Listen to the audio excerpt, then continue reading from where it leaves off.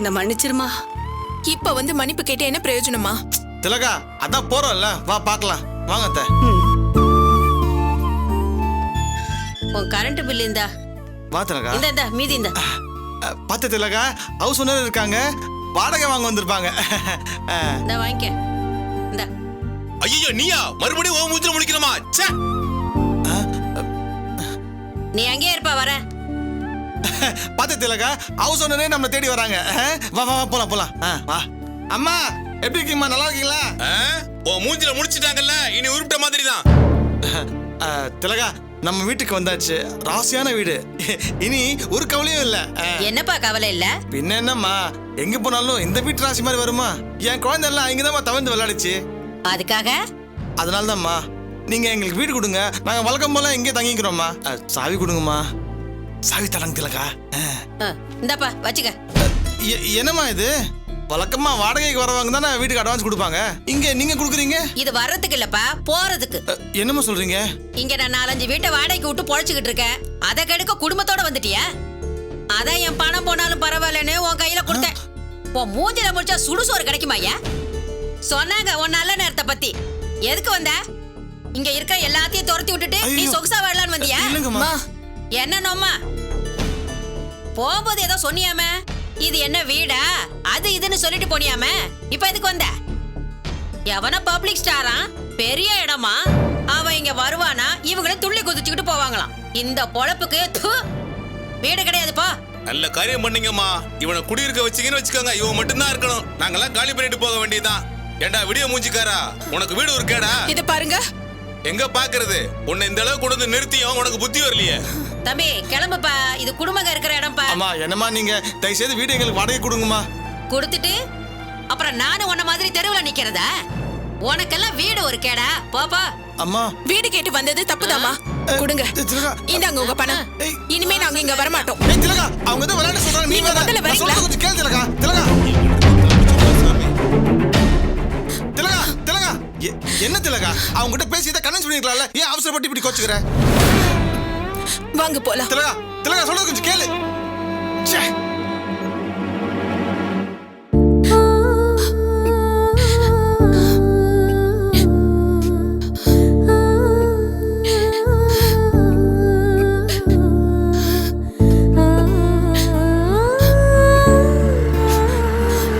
அக்கா. ஏய் பிரகாஷ்.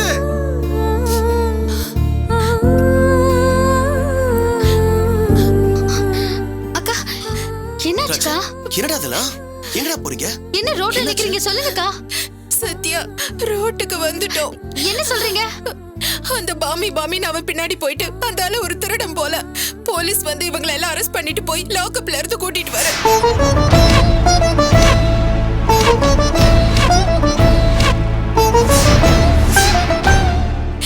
எல்லாம் போச்சு. என் பேச்சு கேட்காம சோம்பேறித்தனமா இருந்ததுக்கு இப்ப அனுபவிக்கிறோம். டேய் ஏன்டா அப்படி இருக்க? டேய் விடுடா, என் நேரம் சரியில்லை அதான். அக்கா நீங்க வாங்க, நம்ம வீட்டுக்கு போலாம். வாங்கக்கா போலாம். இல்ல சத்யா, படக்கூடாத அவமானம் எல்லாம் பட்டாச்சு. இதுக்கப்புறம் அங்க வந்து அத்தை மாமா முன்னாடி அவமானம் பண்ணுமா? காயத்ரி அக்கா எப்படி பாப்பாங்கன்னு எல்லாருக்கும் தெரியும். வாழ்ந்து காட்டுறேன்னு இவர் மேல இருக்கிற நம்பிக்கையில சொல்லிட்டு வந்த. இப்ப எல்லாமே போச்சு. அவங்க முகத்துல இனிமே நான் எப்படி முழிப்பேன்? போதும் நிறுத்துங்க நீ. பின்ன என்ன நீ ஊர் உலகத்துல அசிங்கப்பட்டா பரவாயில்ல, ஆனா அங்க வர மாட்டீங்க. இல்ல பிரகாஷ், மறுபடியும் தோத்து போய். போதும் நிறுத்துங்க நீ. நீங்க எதுவும் சொல்ல வேண்டாம். வீட்டு மேல உள்ள கேஸ் முடிய போகுது. எல்லாத்துக்கும் மேல அந்த வீட்டுல இவனுக்கு பங்கு இருக்கு. நீங்க அங்க வரலாம், ஏன் வந்தன்னு யாரும் எதுவும் கேட்க மாட்டாங்க. அதான் சொல்றான்ல திலகா, வா நம்ம போலாம். அக்கா வீடு பிரச்சனை எல்லாம் முடிஞ்சு இப்பதாங்க அங்க நல்லது நடக்க போகுது. இப்போ நீங்க இந்த நிலைமையில இருக்கீங்கன்னு தெரிஞ்சா அங்க யாருக்குமே நிம்மதி இருக்காது. இது எல்லாத்துக்கும் மேல அத்தை மாமா ரொம்ப நொந்து போயிடுவாங்க. இல்ல சத்யா, அங்க காயத்ரி அண்ணி, நான் சொன்னா கேட்க மாட்டீங்களா? உங்களுக்கு உரிமை இருக்கிற வீட்டுல நீங்க இல்லாம வேற யார் இருக்க முடியும்? அடடோ, கொஞ்சம் நிறுத்துங்க. அண்ணி, வந்த ஆட்டோல ஏறுங்க. இல்ல பிரகாஷ், சொன்னா கேளுங்க.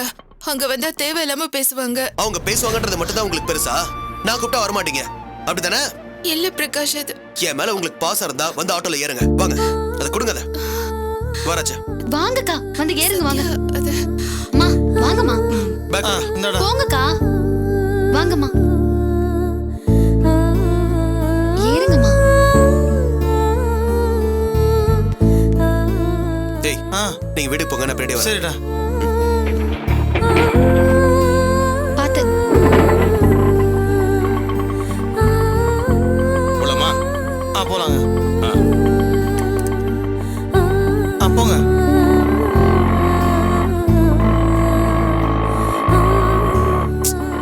எல்லாம் ராஜுவால தான். பாவம், அவன் பண்ற காரியத்துக்குலாம் அண்ணி அனுபவிக்கிறாங்க. முகத்தை பார்க்கவே முடியல. வீட்டுக்கு போய் பேசிக்கலாங்க.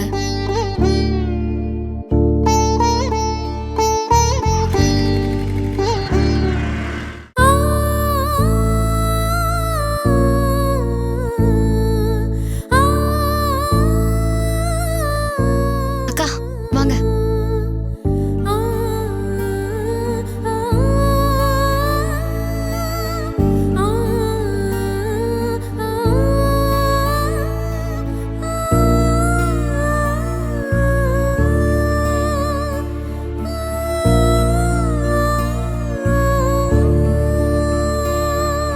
அத்தை, கொடுங்க. வாங்க நீ.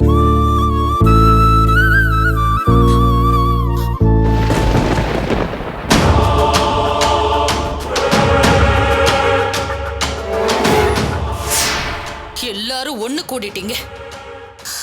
எல்லாரும்னா என் உழைப்புல தின்ன எல்லாரும்.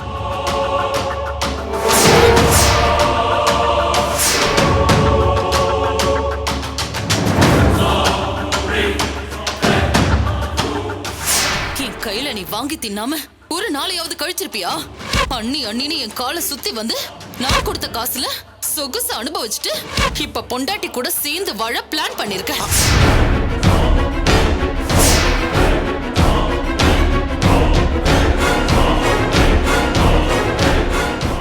இந்த குடும்பத்தை இப்போ வரைக்கும் தாங்கி பிடிக்கிற தூண் நீங்க மட்டும்தான் அண்ணி. என்னால அது கிடவனா அண்ணி. எல்லா தப்பும் என்னால தானே. நான் ஒதுங்கிறேன். நான் திலகாவை கூட்டிட்டு அவங்க வீட்டுக்கே போயிடுறேன்.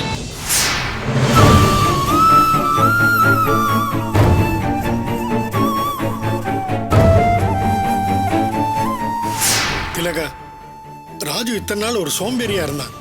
இப்ப சத்யா பண்ண காரியத்தினால திரும்பி நல்ல மனுஷன் ஆயிட்டான். இனிமே சமுதாயத்துல அவன் ஒரு பொறுப்புள்ள மனுஷனா இருக்கிறது உன் கையில தாமா இருக்கு.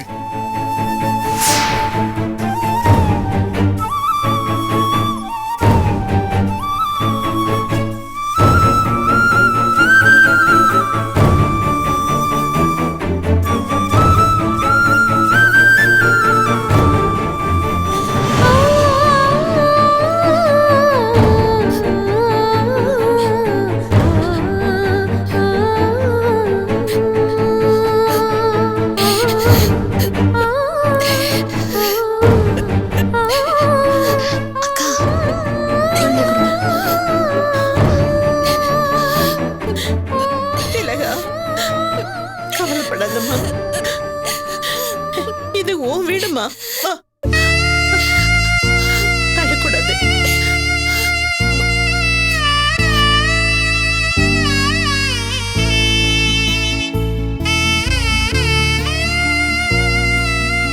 மாமா தேங்க்ஸ் சத்யா. அக்கா காஃபிக்கா. வேண்டாம் சத்யா, குடிங்கக்கா. எல்லாம் போச்சு மாமா. ஏம்மா கவலைப்படுற? அதான் நம்ம வீட்டுக்கு வந்துட்டேன்ல, அப்புறம் என்னம்மா? ஆரம்பத்திலேயே நான் சொன்னேன், யாரு கேட்டா? ராஜு, மை டியர் ராஜு, வா ராஜு.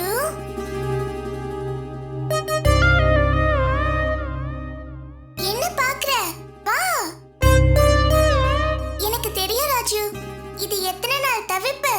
என்னை விட்டு உன்னால போக முடியுமா? வா, உனக்காக தான் நான் காத்துட்டு இருக்கேன்.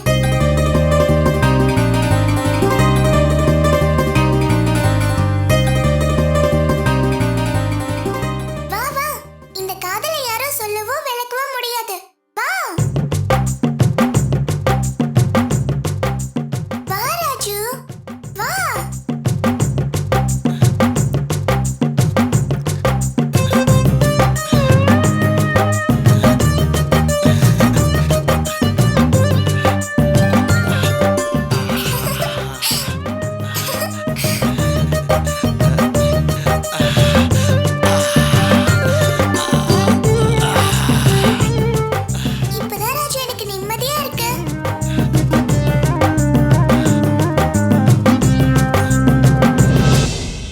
எனக்கு இப்ப என்ன செய்யறதுன்னே தெரியல மாமா.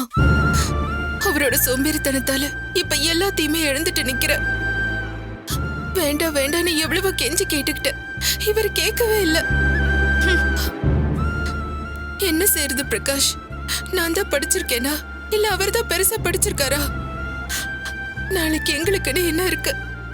ஒரு வேலை வெட்டின்னு எதுவுமே இல்ல. திலகா, ஏம்மா என்ன ஆயிடுச்சுன்னு இப்படி புலம்புற? திலகா, நீ கவலைப்படாதம்மா. ராஜு மேல தப்புன்னா அது அவன் மேல மட்டும் இல்லம்மா, எங்க மேலயும் தாம்மா. நாங்க தானே உனக்கு அவனை கல்யாணம் பண்ணி வச்சோம். இதுக்கு நாங்களும் தான் பொறுப்பு ஏத்துக்கணும். பாவம் பாவம்னு கைக்குள்ளேயே வச்சு வளர்த்ததுக்கு இப்போ எங்களுக்கு நல்ல பாடம் புகட்டி இருக்கான். பறக்கிறதுக்கு ஆசைப்பட்டு இருக்கிறதும் போச்சு. இனிமே நான் என்ன வேலை செஞ்சு என் குடும்பத்தை காப்பாத்துவேன்? அண்ணி, மறுபடியும் ஹோட்டல்ல போய் ஜாயின் பண்ணலாம்ல? திலகா சொல்லும்போது அவ பேச்ச நாங்க 2 பேருமே கேட்கல. அந்த பப்ளிக் ஸ்டாரை நம்பி எல்லாத்தையுமே இழந்துட்டோம். வசதியா வாழ்றங்கிற திமிர்ல நான் நடந்துகிட்டேன். வேலைக்கு ஏன் வரலன்னு திலகா முதலாளி கேட்டு காயத்ரி அவர்கிட்ட போனை கொடுத்தப்ப நான் காசு இருக்கிற திமிர்ல ரொம்ப தப்பா பேசிட்டேன். இனி திலகாவுக்கு அங்க வேலை கிடைக்காது. போதுமா? உனக்கு இப்ப சந்தோஷமா? குடியிருந்த வீட்டையும் தொலைச்சு பொழப்பு நடத்துறத வேலையும் சேர்த்து தொலைச்சிட்ட. வழிகாட்ட வேண்டிய நீயே மண்ணள்ளி போட்டா யார் என்ன செய்ய முடியும் சொல்லு? திலகா, என்ன மன்னிச்சிருடி. ஐயோ சம்பந்தி, என்ன பேசுறீங்க? திலகா, இத விட்டுடுமா. இப்ப யாரையும் பேசி ஒன்னும் ஆக போறதில்ல. வீட்டு கேஸ்ல தீர்ப்பு வரப்போகுது. காலையில நானும் உங்க மாமாவும் கோயிலுக்கு போய் வேண்டிக்கிட்டு பூ போட்டு பார்த்தப்போ நமக்கு சாதகமா தான் வந்தது. இந்த பிரச்சனை முடிஞ்சா எல்லாம் முடிஞ்ச மாதிரி தானே? அண்ணி, வீட்டை 3 பங்கா பிரிச்சுக்கலாம்ல? அதுக்காக சும்மா இருக்க முடியுமா? வேலைன்னு ஒண்ணு இல்லாம சும்மா உட்கார்ந்தா எப்படி? நீங்க கவலைப்பட வேணாக்கா. எங்க ஆபீஸ்ல கூட டெய்லி வேஜஸ்க்கு வேலைக்கு ஒரு ஆள் தேவைப்படுது. ஆனா காஃபி டீ வாங்குற ஹெல்ப்பர் வேலை, அதை நினைச்சாதான் எனக்கு சங்கடமா இருக்கு. ஐயோ சத்யா, என்ன நீ? எனக்கு வேலை கிடைச்சா போதும். ஹோட்டல்ல வேலை செய்யறப்போ காயத்ரி அக்கா என்ன இந்த வேலையெல்லாம் வாங்கியிருக்காங்க. அதை நானும் செஞ்சிருக்கேன். வேலை வேணும் சத்யா, அதை எனக்கே வாங்கி கொடு. சுயமரியாதையோட எந்த இடத்துலயும் நான் வேலை பார்க்க தயாரா இருக்கேன்.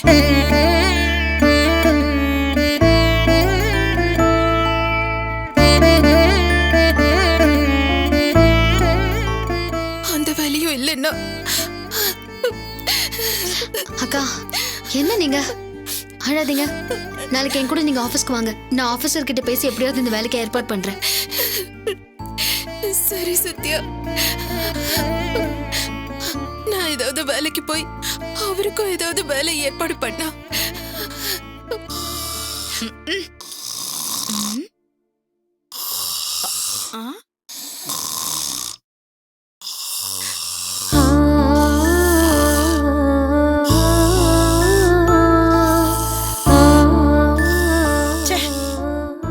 ஒரு பொண்ணு வாழ்க்கைக்கு என்ன பண்றதுன்னு திகச்சு போயிருக்கா. ஆனா இவன் இப்படி இருக்கானுங்க.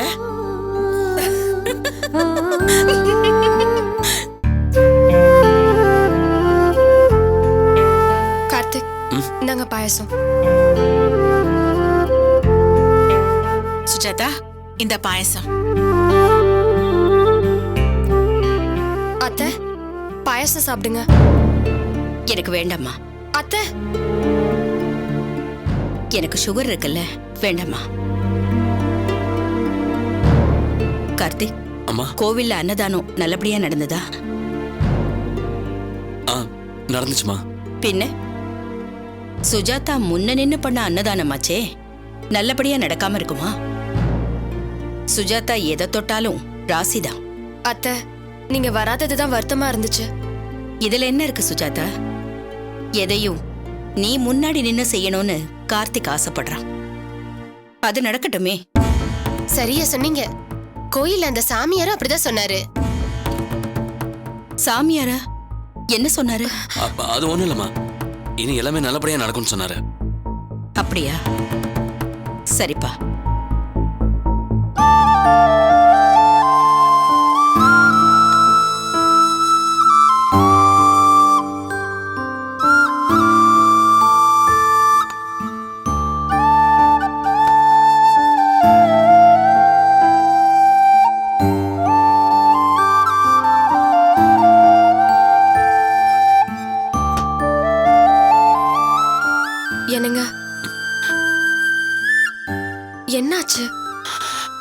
இல்ல சுஜாதா, கோவில்ல சாமியார் சொன்னதே மனசுல ஓடிட்டு இருக்க.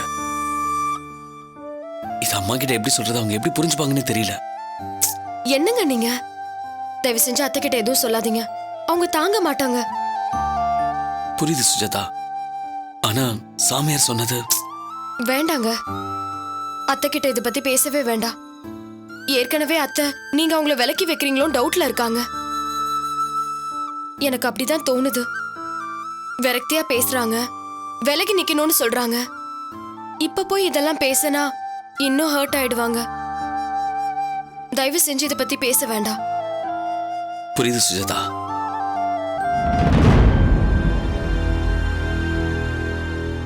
அக்கா, அவங்க சொல்ல வேண்டாம் தான் நினைப்பாங்க. ஆனா வா அக்கா விடுக்கா, அதையே நினைச்சு இப்ப என்ன ஆக போகுது? சம்மந்தி, மாப்பிள்ளை விருது வாங்க போறாருன்னு தான் பாயசம் வச்சேன். அதையே வேணான்னு சொல்லிட்டீங்களே. மாப்பிள்ளை வருத்தப்படுவாரா இல்லையா? அதுவும் இல்லாம அன்னதானத்துக்கும் வரலன்னு சொல்லிட்டீங்க. அதை விடுங்க சம்மந்தி, அதுங்க சின்னஞ்சிருசுங்க. அப்படி இப்படிதான் இருக்கும். சாமியாரும் கோயில் அதை தான் சொன்னாரு. எந்த சாமியார் என்ன சொன்னாரு? இல்ல விடுங்க, சொன்னா சம்மந்தி வருத்தப்படுவாங்க. பரவாயில்ல சொல்லுங்க. இல்ல சம்மந்தி, எதுக்கு அதை சொல்லி உங்க மனசை கஷ்டப்படுத்திக்கிட்டு?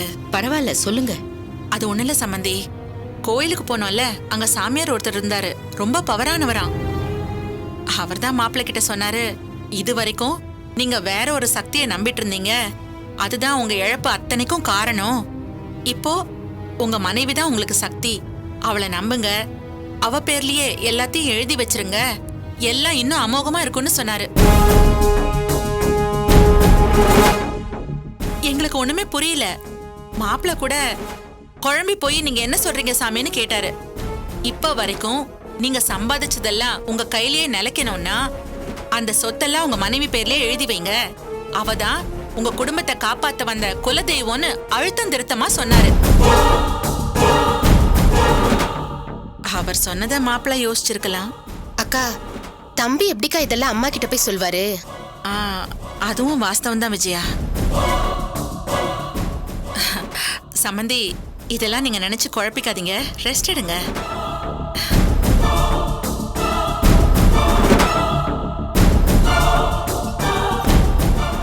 என்னடி இது? சொத்தெல்லாம் எழுதி வைக்க சொன்னதா, அதுவும் சாமியார் சொன்னதா சொல்றாங்க. அப்போ அதனாலதான் நான் ஆரம்பிச்சு வச்சதெல்லாம் பாதியிலேயே நின்னுடுச்சா? சாமியார் சொன்னது உண்மையா பொய்யான்னு தெரியலையே. அவளே சுஜாதா பேர்ல சொத்தெல்லாம் எழுதி வைக்கணும், வச்ச தீரணும். ஐயோ அக்கா, அந்த ஆள் வந்துட்டாங்கா. ஐயோ, அவங்க பார்த்தா எல்லாமே வீணா போயிடுமே. யோ, நீ என்ன எங்க வந்து நிக்கிற? வேற எங்க நிப்பாரு? உங்க பஞ்சாயத்தெல்லாம் அப்புறம் வச்சுக்கோங்க. ஒட்டின தாடிய மீசையும் அரிக்குது. பேசுன காசை முதல்ல கொடுங்க. அக்கா, வேற யாரோ வர்ற மாதிரி இருக்கு, காசை கொடுத்துட்டு போங்க. கொடுங்கம்மா கொடுங்க. முதல்ல இடத்த காலி பண்ணு. டேய், பார்த்து சீக்கிரம் அனுப்பு. சரிக்கா. சார், என்ன சார் இது? இந்தா உன்னோட பங்கு. என்ன சார் இது, கம்மியா தரீங்க? இந்த விக்குக்கும் தாடிக்கும் வாடகை காசு யார் கொடுப்பா? இதே மாதிரி வேலை வேற எதனா இருந்தா சொல்லுங்க, கச்சிதமா முடிச்சிடுறேன். பாப்போம் பாப்போம், சீக்கிரம் போயா, அட கிளம்பியா.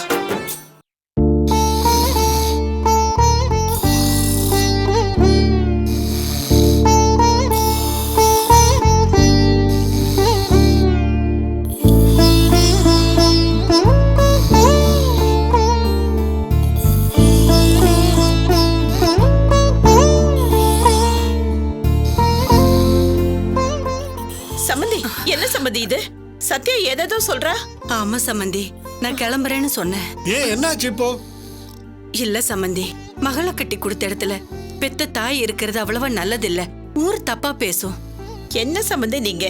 ஊர் என்ன பேசும்? அது எப்பவும் பேசிக்கிட்டு தான் இருக்கும். அதுக்காக நீங்க போறேன்னு சொல்லுவீங்களா? சம்மந்தி, உங்க பெரிய மனசு எனக்கு தெரியும். ஆனா எதுக்கு ஒரு சம்பிரதாயம் இருக்குல்ல. மகளை கட்டி கொடுத்த வீட்டுக்கு விருந்துக்குன்னு வந்தாலே 3 நாளைக்கு மேல இருக்க கூடாது. நான் எப்படி? அதுவும் எல்லாத்தையும் தொலைச்சிட்டு வந்து இல்ல சம்மந்தி, நான் கிளம்புறேன். சமந்தி, நீங்க ஏன் உங்களை விருந்தாளியா நினைக்கிறீங்க? நாங்க உங்களை அப்படிலாம் வித்தியாசப்படுத்தி பார்க்கவே இல்லையே. நீங்க அப்படி பார்க்க மாட்டீங்க, ஆனா எனக்கு மனசு கேட்கல. பெரம்பூர்ல எங்க அண்ணன் வீடு இருக்கு, நான் அங்க போய் இருந்துக்கிறேன்.